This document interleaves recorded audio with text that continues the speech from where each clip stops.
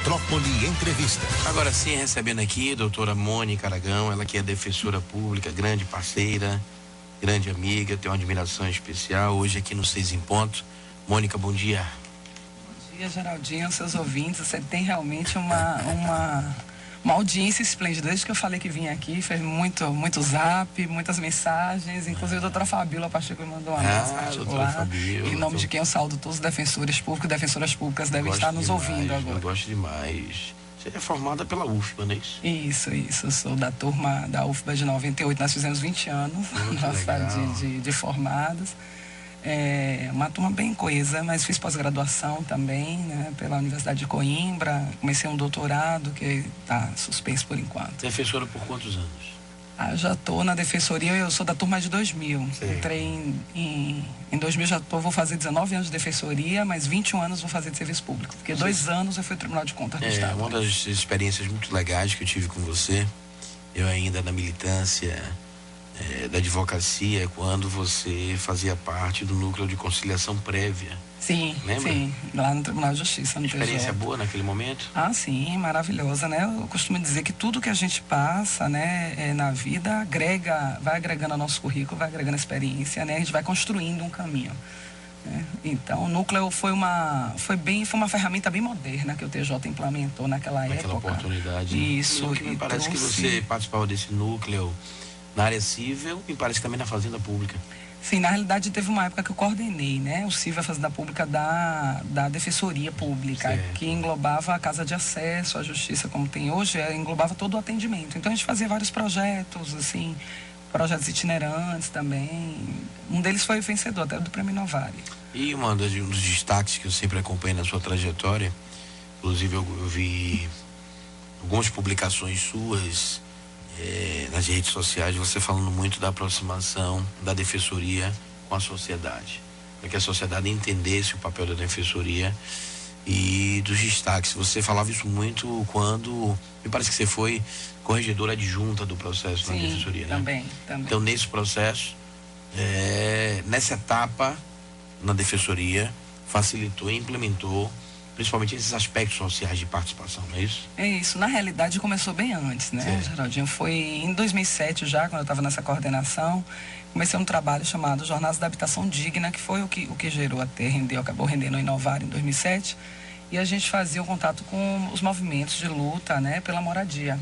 Entendeu? Então foi aí que eu comecei, né, a conhecer esses movimentos, a organização deles e, claro, outros também. Aí você vê, hoje nós temos diversos segmentos, né, da sociedade que se organizam já em movimentos, né?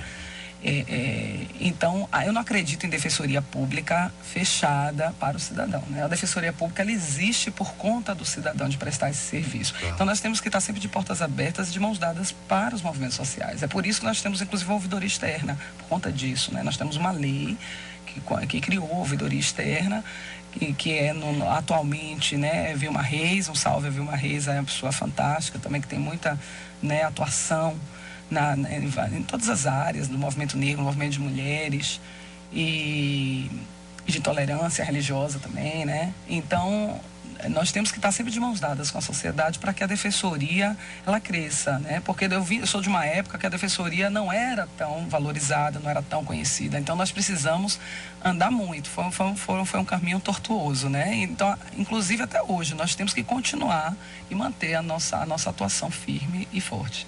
Rubem Mário Santos, advogado, mandou um abraço especial para você, um abraço muito forte, dizendo que você realmente é uma grande referência na defensoria pública e pedindo um pouquinho que você fale da sua experiência na ADEP. O que é a ADEP, hein? A ADEP é a Associação dos Defensores Públicos do Estado da Bahia, é verdade. O pessoal se lembrando da época da ADEP, eu fui vice-presidente da ADEP por 2 mandatos consecutivos. Qual foi o período?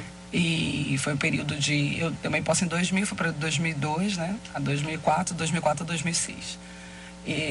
Então, foi justamente o período que a gente pôde fortalecer a defensoria através da ADEP. Todas as lutas, né, Geraldo, assim, as pessoas não olham hoje a defensoria, vê um orçamento já, né, acrescido, vê as condições de trabalho já dos defensores públicos, imagina que sempre foi assim.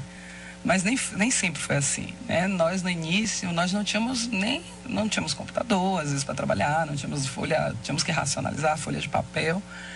E foi muita luta. Então, a associação tem um papel importantíssimo nesse processo, né? Então, nossas idas a Brasília, nossa conversa com o parlamento aqui na ALBA.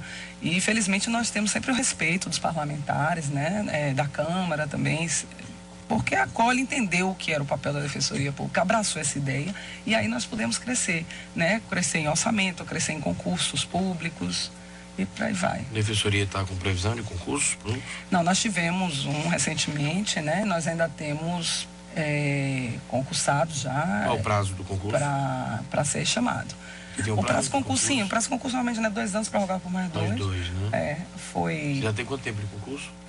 Desse último concurso? Desse último concurso nós vamos fazer agora 2 anos. Bárbara? Vai ter uma prorrogação aí. Vamos lá, Bárbara. Mensagens? Eu tenho uma dúvida em relação a essa questão da modernização da Defensoria. Eu estou olhando até aqui no site. Agora esse agendamento pode ser feito até pelo WhatsApp, né? Sim, essa foi uma ferramenta, né, mais recente. Vem crescendo, como eu estou falando, né, crescendo a trajetória da Defensoria Pública. Então, inicialmente, na época mesmo que fui coordenadora, o agendamento era só presencial.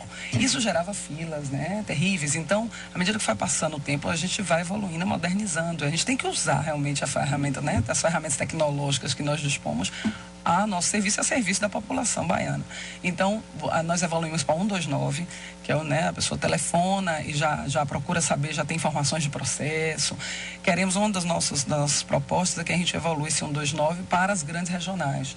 Né? Hoje, atualmente, a Defensoria Pública está instalada em 6 regionais, mas a previsão é que a gente expanda isso para as 27 territórios de identidade, né? Nós tivemos uma lei no passado que foi aprovada justamente para permitir essa expansão da Defensoria. Então, pelo menos nessas 6 regionais que nós já estamos instalados, nós começamos também a evoluir para utilizar essas ferramentas, que nessas regionais ainda é presencial a marcação, né? Então, você tem que ter essa marcação 129 por telefone, tem que ter já tem a marcação via, você entrar no site, né, através de e-mail, e agora do aplicativo WhatsApp, né, que já era uma coisa também que eu já estava buscando há um tempo, porque hoje nós vemos eu passei, né, nessas andanças aí para o interior, que eu estava rodando o interior da Bahia, e vi nas concessionárias, né, concessionária mesmo, marque sua revisão pelo WhatsApp. Então, quer dizer, hoje tudo é pelo WhatsApp. Então, as instituições têm que estar preparadas para essa questão, para essa modernidade tecnológica. Rose?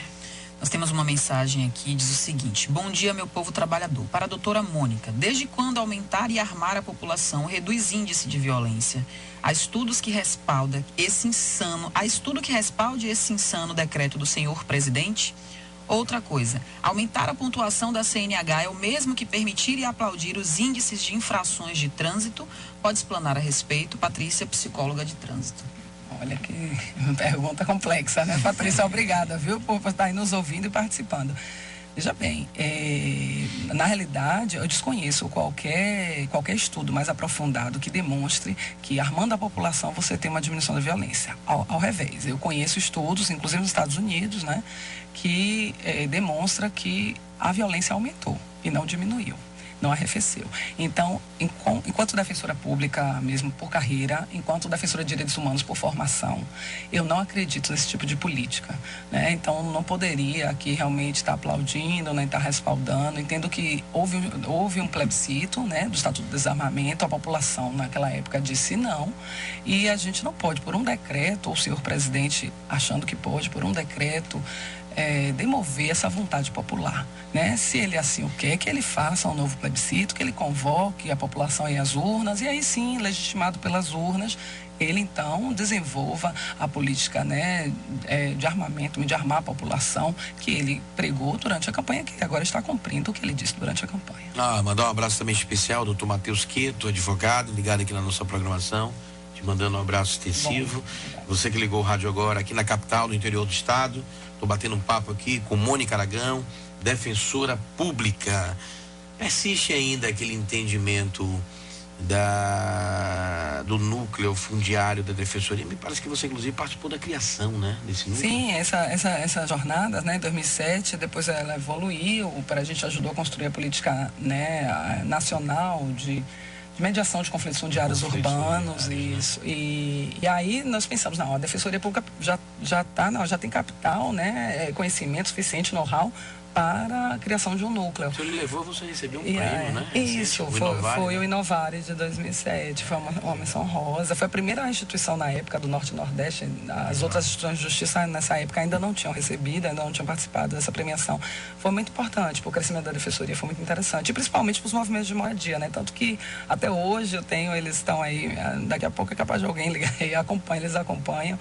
E sempre pedem, né, que a gente, às vezes, eu não estou mais no núcleo, hoje o núcleo funciona, ligado à coordenação de direitos humanos, e 3 grandes colegas lá estão na frente da atuação. E é um trabalho importante, né, porque a gente sabe que o problema de déficit habitacional do país e do estado, né, do município, ele não zera. É uma conta realmente que não fecha, é uma conta dificílima, né, de você chegar. Então é importante que existem esses movimentos que pressione, que tensione os governos, tanto em nível federal, estadual, municipal, para que pensem em políticas públicas de habitação para essa camada. A Doninha Santos mandou um abraço também muito forte para você, pedindo para você falar dos projetos Donas de Casa 1 e 2. Sim, esse foi também nessa mesma época que eu estava lá na coordenação da Carta de Acesso, do atendimento. A gente não para quieto, né? Você já me conhece há um tempo, a gente costuma, por isso que eu falo assim, da inovação. Porque às vezes a gente trata um problema só olhando para dentro do problema. Então, ele não é bacana ser assim, né? É bom que você saia um pouco do foco e pense, bom, como é que eu vou tratar isso aqui melhor? Então, na época que a gente não tinha ainda todas essas ferramentas tecnológicas à nossa disposição, que tinham muitas filas, eu criei essas datas para que fossem atendimentos exclusivos das mulheres. Então, era no Dia da Mulher, acontecia o atendimento, a gente fechava, né, para os homens, não é isso, mas nesse dia o atendimento era exclusivo para as mulheres, por mulheres, a gente agregava serviços para essas mulheres, normalmente uma palestra, né, normalmente alguém para ver a área de saúde. Então, teve anos que nós conseguimos, tinha massagem, não sei o que, porque a mulher ali ser atendida, né? Porque ninguém vai na defensoria porque está passeando, porque quer, porque está tudo bem, né? Quando vai porque está com alguma demanda, algum problema, que muitas vezes você só vê ali o problema social, o problema jurídico, mas ele é reflexo de um problema social que a pessoa às vezes está vivendo e está sofrendo. Então, eu queria esses dias específicos de atendimento. Então, no Dia da Mulher tinha esse dia, né? E no Dia das Mães também, a gente fazia um atendimento só de mães. E aí gerou esses projetinhos, foi bacana. Júlio César, tá na linha 1? Tá na linha 1, Júlio César? Alô, Júlio César, bom dia. Bom dia. Eu queria saber da defensora o seguinte, eu tenho uma sobrinha que foi matricular o meu sobrinho na escola, numa creche da prefeitura, e é por sorteio.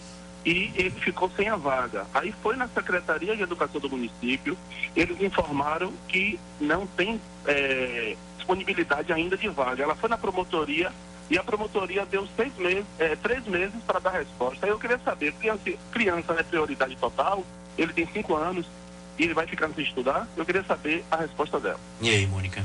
Então, prioridade absoluta, né? O Estatuto da Criança e do Adolescente já prega isso, já dispõe. Né? Fora isso, o Brasil é signatário de vários tratados internacionais.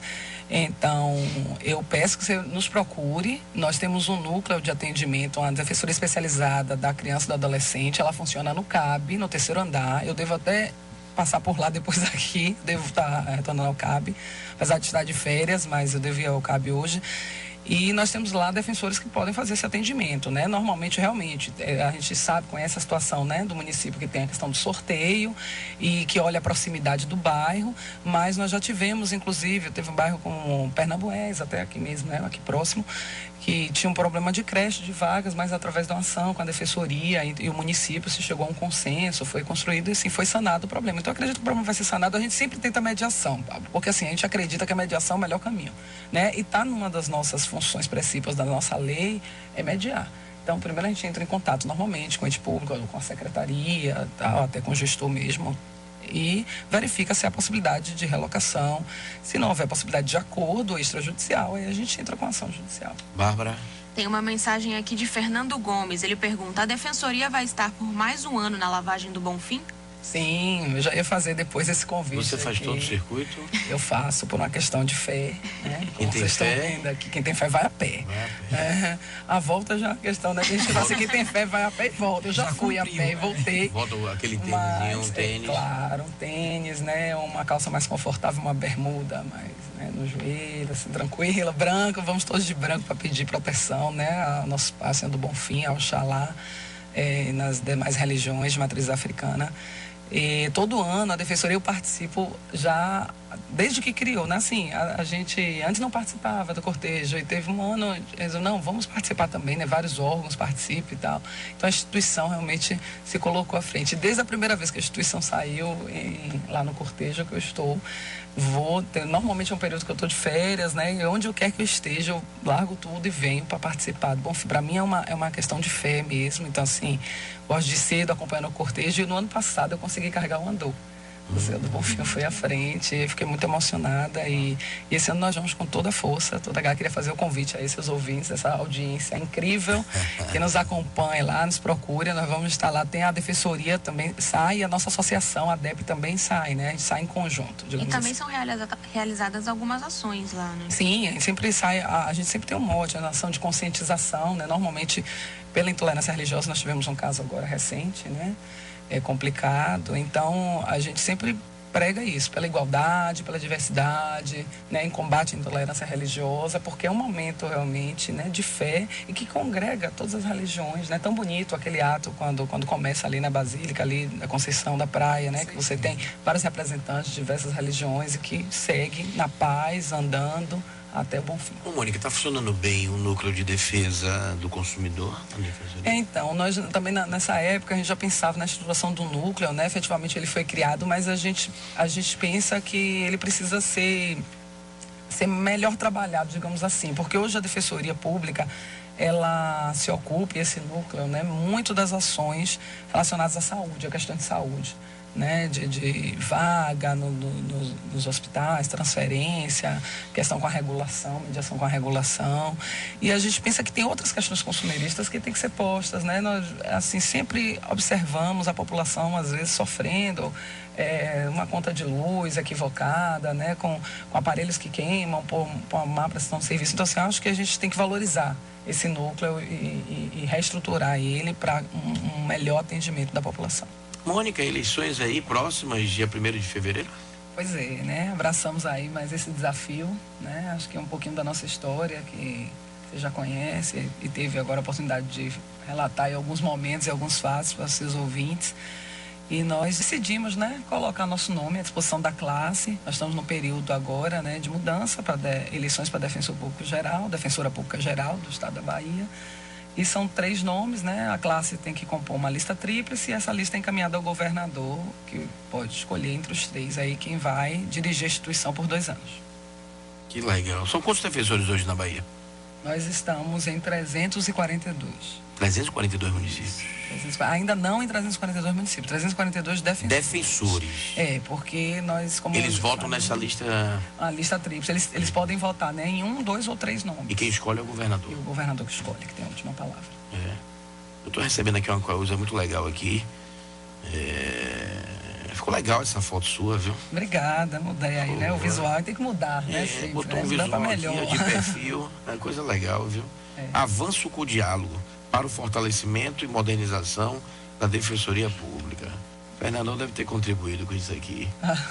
Você já conhece, né? E essas diretrizes do plano de gestão aqui, o que você destaca aí como situações mais importantes, o que levaria os defensores a acreditarem e ter você uma performance de conduzir os rumos da Defensoria aí? Sim. Olha, Geraldinho, a primeira coisa, assim, que eu já está no mote aí, né, da campanha, é que eu acredito, como eu falei, a defensoria é construída, né, e dialogada, partilhada, uma gestão participativa, realmente. Então, eu quero colocar, né, for eleita pelos colegas e o governador me escolher, colocar justamente o gabinete de portas abertas para estar recebendo sempre os defensores, dialogando. Eu pude fazer isso um pouco, né, agora pelo interior do estado. Nós passamos por 5 regionais, falta apenas uma para visitar, falta apenas Juazeiro, mas eu vou lá. Fomos de carro, né, foi Mônica na estrada, então passei por Jequié, Vitória da Conquista, Itapetinga, que nós inauguramos uma sede lá muito boa. Depois desci falar com os colegas, né, Itabuna, Ilhéus, depois foi a Eunápolis, Porto Seguro. Então, pude ouvir os colegas, verificar as demandas, né, principalmente do interior do estado, que não são as mesmas da capital, né? Então, você tem que ter um olhar diferenciado para as diferentes realidades da defensoria. Então, eu destaco bem isso mesmo, de ser construído com a classe, com os movimentos sociais, né? Nós funcionamos, como eu falei no início, para o povo. Então, a gente tem que ouvir, né, o povo, ouvir esses movimentos que são, né, os destinatários do nosso serviço, e temos que ouvir o defensor também, para fazer uma gestão construída e partilhada. E a comissão permanente?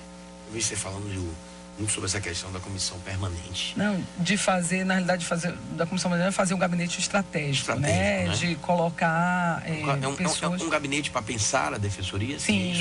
É um núcleo de litigância estratégica, exatamente, para pensar os rumos da defensoria. Como eu dei o exemplo agora da questão do consumidor, muitas vezes a gente verifica, né, um problema na sociedade que não foi pensado, por exemplo, por questão na época das eleições, né, nós coordenamos o Observatório de Intolerância Política, porque foram eleições acirradas, né, que antes não acontecia. Antes a gente tinha aquela disputa normal, ideológica. Então, tudo isso é pensado, a gente pensa no gabinete estratégico de litigância estratégica para que a gente se prepare, anteveja essas questões, né. Eu já trabalhei também, infelizmente, na tragédia que ocorreu, né, a tragédia de Mar Grande, Salvador. E imediatamente nós nos reunimos e saímos para dar os primeiros, né, atendimentos, as primeiras, fomos ao ML no mesmo dia, no mesmo momento ali do que ocorreu. Então, tem que ter um gabinete, tem que ter um núcleo de litigância estratégica para pensar essas questões. Eu queria ser, nesse momento, um defensor público, viu? Para votar com você. Muito sou um admirador seu, falo aqui de coração. Eu estou falando aqui para mais de 300 municípios e... Quem acredita na defensoria tem que acreditar em Mônica Aragão, viu? Vou dar esse testemunho aqui, conheço a sua história lá de trás. Foi isso que a gente resolveu, né? Colocar, disponibilizar nosso nome à classe. E acredite, viu? Você vai ganhar. Isso é profético. Com fé em Deus. Eu tô aqui. Pessoa de fé eu sou, você sabe, me conhece. Deus fala muito em meu coração as coisas. Eu estou no meu 3º mandato como vereador. Poucas pessoas acreditavam que eu seria vereador da cidade. Depois de meu pai ter 2 mandatos na Câmara Municipal, de 92 a 96, de 96 a 2000. Em 2000 ele ficou na suplência. Me dediquei à advocacia, depois de 8 anos resolvi ser candidato. Foi o meu primeiro mandato. As pessoas não acreditariam que eu renovasse o meu mandato. Eu renovei o meu mandato, triplicando a minha votação. Depois fui para o 3º mandato. E aí as pessoas também não acreditavam que esse mandato seria renovado. Eu fui a 14 mil votos, 7º vereador mais votado da cidade. Poucas pessoas acreditavam que eu chegasse na presidência. Muita gente lutou contra isso. Poucos acreditaram. Os amigos fiéis estiveram do meu lado.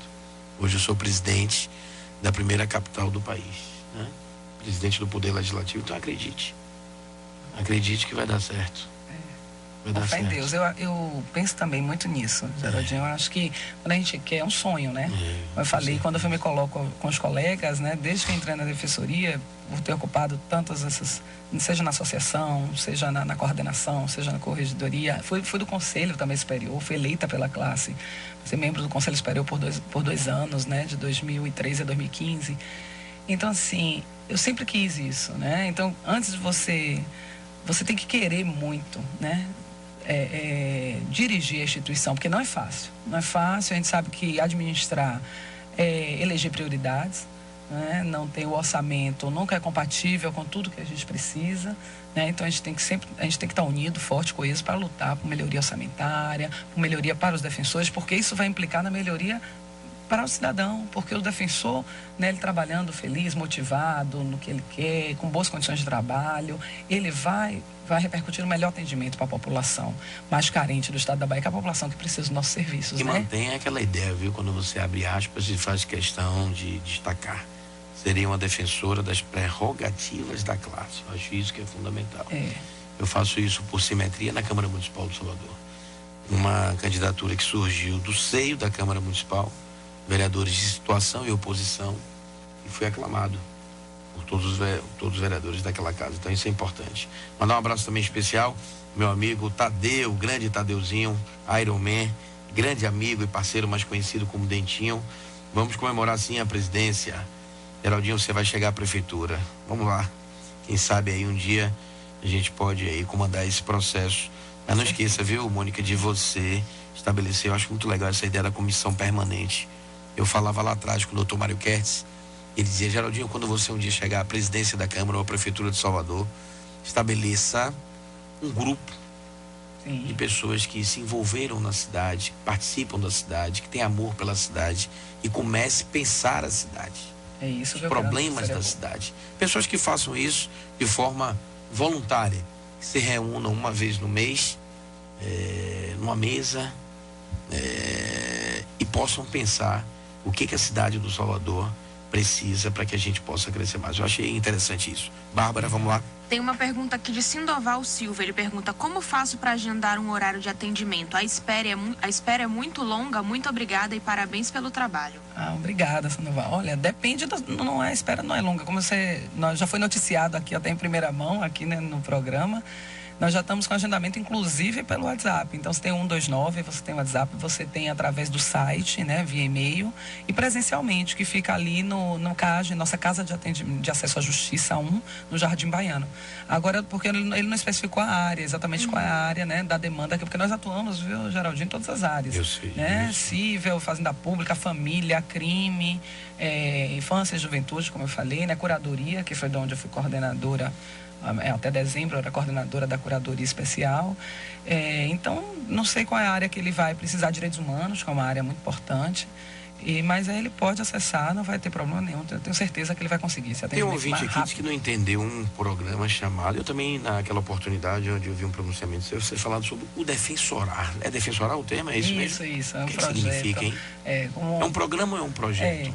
É um projeto, né, que nós temos, que espero que vire um programa, né, permanente na Defensoria. Na realidade é o seguinte: quando a gente vai visitando os colegas, né, principalmente agora que eu vim dessas viagens do interior do estado, e na capital já comecei também a visitar alguns núcleos, tem o Tribunal de Justiça, tem os defensores lá no tribunal, um abraço para os colegas, né, que já estão mais tempo na classe aí.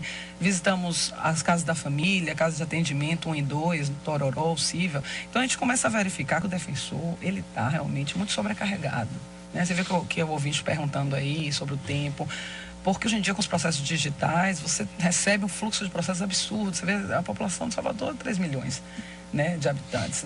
Nós temos pouco mais de 120 defensores aqui na capital, só na capital. Então, assim, nunca o número de defensores é proporcional à demanda. Né? Então, nós temos que criar qual seria o ideal. A gente tem que saber que tem uma defensoria ideal, tem a real de hoje e tem a possível. Aqui pode ser, né, que nós podemos dialogar para se chegar a ela. Então, se você verifica, o ideal seria realmente que cada defensor tivesse um assessor, uma estrutura ali para assessorar, para ajudar ali naquele serviço.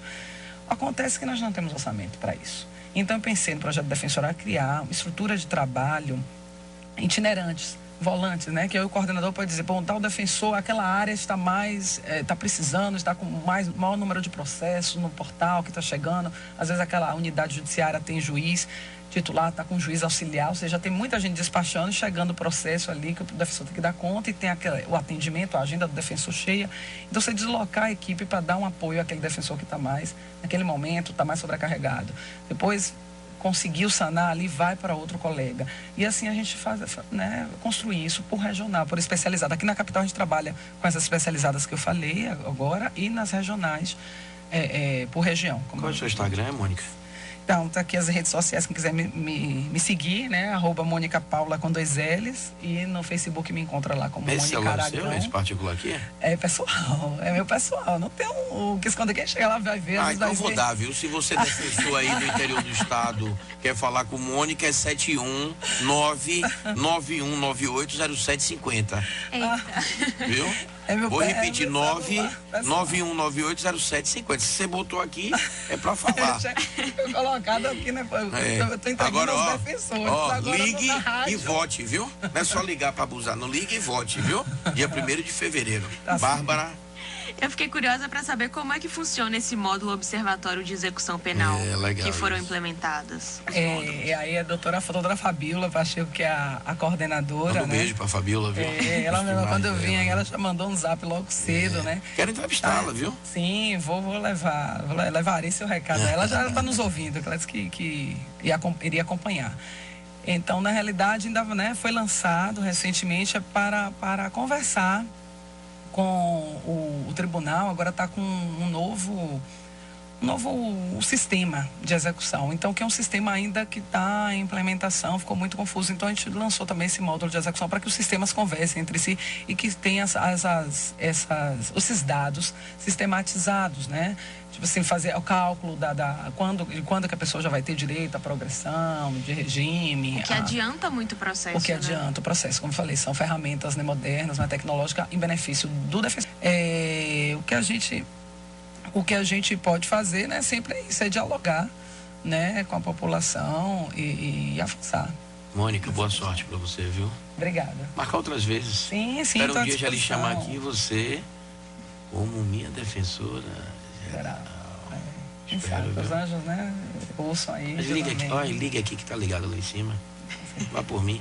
Mas independente, né, respeito todos os seus compromisso. Concorrentes, do seu compromisso com a cidade, com a defensoria, mas liga aqui que vai ligar, vai dar certo. Com certeza, eu irei lá também, né? Eu quero ir lá. Vamos fazer uma visita. Vamos fazer uma audiência pública, vamos chamar a população, vamos debater o que é que a cidade está precisando, quais são os problemas da cidade, o que a defensoria pode ajudar. A gente está aqui para ajudar, para ser parceiro.